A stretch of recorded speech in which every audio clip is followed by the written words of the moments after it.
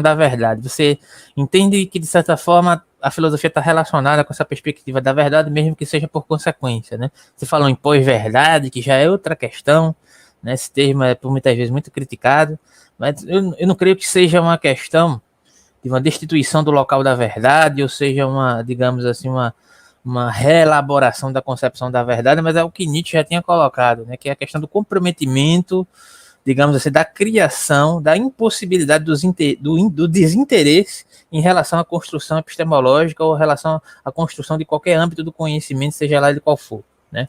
Que está presente em Foucault, inclusive, né? Não existe nenhuma produção de conhecimento que seja desinteressada, né? Parte também da prerrogativa da noção de vontade de potência em Nietzsche, né?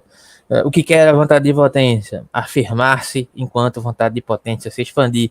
E não, então, diante disso, nenhum conhecimento constituído a partir dessa prerrogativa, né, de vida, né, digamos assim, ela pode estar imbuída de desinteresse, ela não pode ser desinteressada. Então, toda a construção do conhecimento ela está circunscrita em uma certa apropriação, né, em uma certa, digamos assim, uma certa sobreposição de determinados interesses em relação a outros, sejam eles você considere benéficos ou não.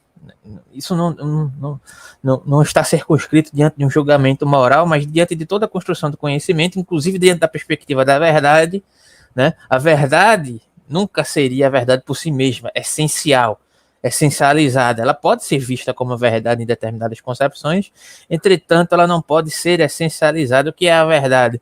Tem um amigo meu, né, que faz parte aqui do nosso projeto aqui do canal, que ele diz o que se estabelece como verdade é aquilo que se concorda que é verdade, que se estabelece como verdade.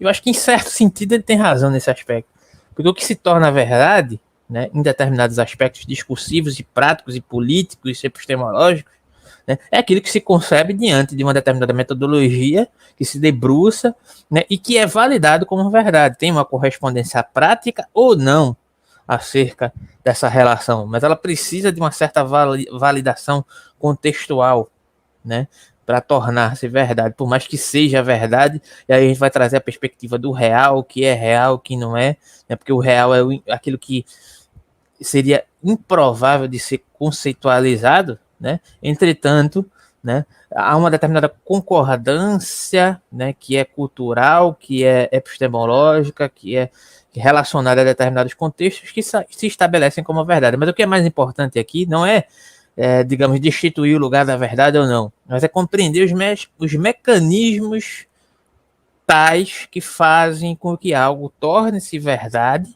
né, ou não, independentemente de haver uma correspondência com o fluxo do real, ou na linguagem deleuziana com o fluxo do devir, que é um reencontro a partir dos afetos, diante de uma influência spinozana, né, digamos assim, dessa potência de agir em relação à vida, independentemente dessa essencialização da filosofia tradicional, e que estabelece a partir de determinadas concepções de verdade acerca do mundo, das subjetividades, das relações sociais e do discurso científico e do discurso filosófico, inclusive. Então, eu não creio que seja uma questão de, digamos, destituir o lugar da verdade, mas compreender os mecanismos pelos quais se produzem as noções de verdade dentro de determinados contextos, sabe? Então, eu acho que é por aí. Então, prosseguindo no texto, né? Mais uma vez, a filosofia não consiste em saber e não é a verdade que inspira a filosofia, mas categorias como as do interessante, do notável, do importante, que decidem sobre o sucesso ou o fracasso. Ora, não se pode sabê-lo antes de ter construído. De muitos livros de filosofia não se dirá que são falsos, pois isso não é dizer nada, mas que são sem importância nem interesse, justamente porque não criam nenhum conceito, nem trazem uma imagem no pensamento ou engendram um personagem que vale a pena. Só os professores podem pôr errado a margem, mas os leitores podem ter ainda assim dúvidas sobre a importância e o interesse, isto é, a novidade do que se lhes dá para ler. Tem uma questão que é interessante, né, que por muitas vezes vem à tona, né, que é a questão, digamos assim, da interpretação que Nietzsche faz sobre Darwin. Eu gosto de utilizar esse exemplo, né? Porque Nietzsche tem uma interpretação errada sobre Darwin. Mas no final das contas, isso é o que menos importa. Se ele estava errado, se ele estava certo. Não só sobre isso, mas sobre o cristianismo, sobre isso, sobre aquilo outro. Isso é o que menos importa. Porque é justamente, eu acho que serve como analogia para poder entender o que é que Deleuze está querendo dizer aqui. Quando ele fala tal pensamento, não importa se tal pensamento estava errado, se estava certo, se é verdadeiro ou se é falso, o que importa é isso? Isso não é dizer nada. Isso é sem importância, sem interesse. Justamente porque não criam nenhum conceito. Isso diante da perspectiva filosófica, de como Deleuze no chat não tem no chat ao vivo não tem como postar link não, que o YouTube bloqueia, Gabriel. Só depois aí coloca na descrição. Gabriel tá falando aqui em inbox, eu respondi a ele aqui. Que importa para essa construção filosófica, digamos assim, de como Deleuze entende filosofia, que importa se um pensamento é verdadeiro ou falso? Isso pouco importa, O que importa, dentro do contexto filosófico, é se podemos criar conceitos ou não. Se podemos trazer imagens de pensamento, que se engendram entre essas relações que ele estabeleceu aqui, E aí ele diz, e eu creio que ele está querendo dizer que só os verdadeiros professores podem pôr o errado à margem. Inclusive tem uma grande preocupação, por muitas vezes, por exemplo, fazer uma exposição que nem eu estou fazendo aqui, ao vivo, colocando a conta em risco. Eu sei que agora eu já estou mais acostumado e etc, E a gente tem que sempre ter consciência de que a gente está sujeito a uma má compreensão, a um erro, a um equívoco. Não é vergonhoso errar, Não é vergonhoso. É algo que se estabelece como tabu, Dentro da própria filosofia. Você não pode errar, você tem que ser perfeitamente kantiano a tal ponto de ser obcecado tanto por aquilo que você está escrevendo. E hegeliano também. Eu não sei se... Hegel mais ou menos.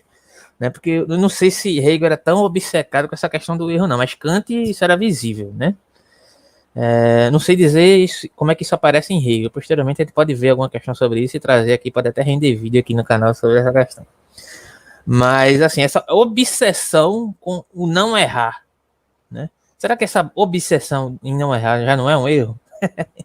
Fazendo essa provocação aqui, Porque será que é possível realmente não errar? Eu acho que isso é totalmente improvável, Mas existe essa obsessão dentro da filosofia, dentro da nossa cultura filosófica, acadêmica principalmente, Só aquilo que é acadêmico é válido, por muitas vezes se fazem questões acadêmicas dentro de formatos acadêmicos que se revelam como grande bobagem, Isso não quer dizer que o conhecimento acadêmico seja uma bobagem, o conhecimento acadêmico é muito importante, entretanto, esse estigma, de um modo geral, que paira sobre o âmbito acadêmico, de você ter que ser autorizado para poder falar em nome de alguém, através de uma determinada instituição. Isso se torna mais um aspecto digamos, de exclusão do que de inclusão, são relações de poderes que se estabelecem a partir em torno dessa questão, do conhecimento acadêmico. Então, o intuito do canal aqui, mais do que nunca, é justamente quebrar esse paradigma, porque é justamente trazer voz a pessoas que, de certa forma, não estejam circunscritas nessa perspectiva acadêmica, para não entender que elas precisam ser autorizadas para poder falar sobre algo. Basta estudar, basta ler, basta se dedicar a algo, errar, inclusive, porque é errando que se pode se aprimorar aquilo que se faz, Isso deixando claro que não, digamos, não é uma colocação de desimportância referente ao âmbito acadêmico, mas a determinados comportamentos, digamos assim. Então, isso se torna complicado, digamos assim, se torna um aspecto de distanciamento do próprio conhecimento filosófico diante dessa perspectiva. Tem alguns comentários aqui. A segregação do louco começou